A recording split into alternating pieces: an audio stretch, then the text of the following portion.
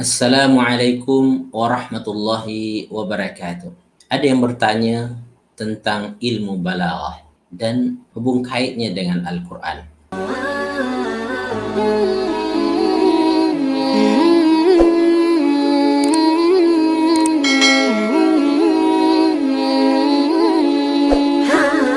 Saudara fillah yang kasih sekalian, balaghah adalah salah satu cabang ilmu bahasa Arab yang penting untuk kita kuasai apabila kita ingin memahami ayat-ayat Al-Quran dengan lebih baik lagi. Ilmu balaghah akan membantu kita untuk memahami kandungan-kandungan makna yang terdapat di dalam Al-Quran.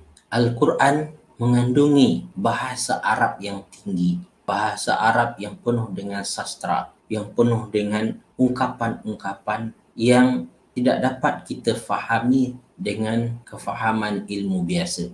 Ia perlu kita fahami dengan kefahaman yang ada pada orang Arab zaman Rasulullah SAW. Orang Arab pada zaman Rasulullah SAW mempunyai kesusastraan yang tinggi. Mereka pandai menyair, mereka pandai membuat ayat-ayat dan berkhutbah dengan ungkapan-ungkapan yang menyebabkan orang tertarik, terpegun dan merasa terkesan dengan ungkapan tersebut. Ini orang Arab pada zaman Rasulullah SAW. Karena dalam hal itu mereka paling hebat, Allah Subhanahu Wa Taala datangkan mukjizat Al-Quran dari aspek tersebut. So, saudara fillah yang dikasihi sekalian, apabila kita ingin merasakan keindahan Al-Quran, ketinggian dan kehebatan bahasanya, maka kita perlu ada ilmu balaghah. Balaghah itu sendiri apa maknanya? Berasal daripada balagha, maknanya adalah sampai. Apabila kita sebut ilmu balaghah adalah ilmu yang menyampaikan kita kepada maksud, tujuan. Apabila kita bercakap ada tujuannya. Apabila ayat kita itu ayat berita, kita tujuannya berita itu dapat difahami dengan baik. Apabila bertanya, kita ada jawapan.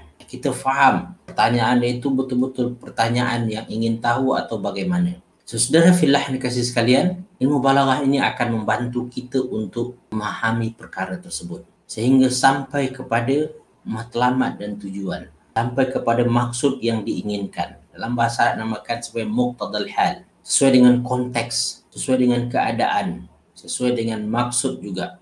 Seorang yang bercakap dengan bahasa Arab yang mudah difahami sampai kepada matlamatnya, bahkan menyebabkan hati orang tersentuh, mahu mengikuti apa yang disampaikan, itu namakan seorang baligh, berasal daripada balaghah itu sendiri.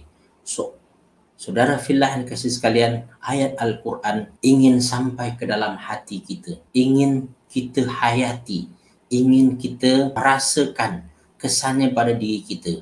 Untuk sampai kepada tahap tersebut, kita perlu dibantu dengan ilmu ini. Maka dengan ilmu ini akan sempurna lagi penguasaan kita terhadap Al-Quran. Sehingga sampailah kepada matlamatnya Quran itu untuk hati kan. Apalah yatadabbaruna al-Quran am ala qulubin aqfaluha. Kenapa mereka tidak mau mentadabbur Al-Quran atau hati mereka sudah tertutup. Jadi Al-Quran adalah untuk hati. Dan untuk sampai kepada hati tersebut, kita perlukan ilmu balaghah ini.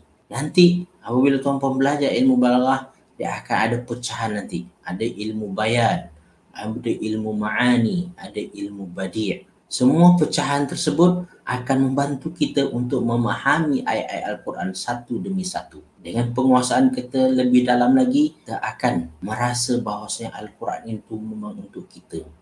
Apabila kita mendengarnya, kita akan terkesan, kita akan terpengaruh dengan itulah yang sebenarnya.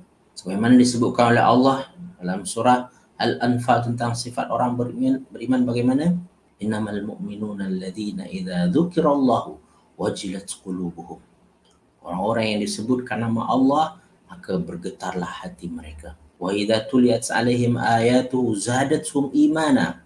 Apabila dibacakan ayat Al-Quran, bertambah imannya sebab masuk ke dalam hati dia, terasa dia. So, saudara fillah yang dikasihi sekalian, ajarlah balaghah Al-Quran, sebab dengan belajar balaghah Al-Quran ini kita akan menghargai ayat Al-Quran.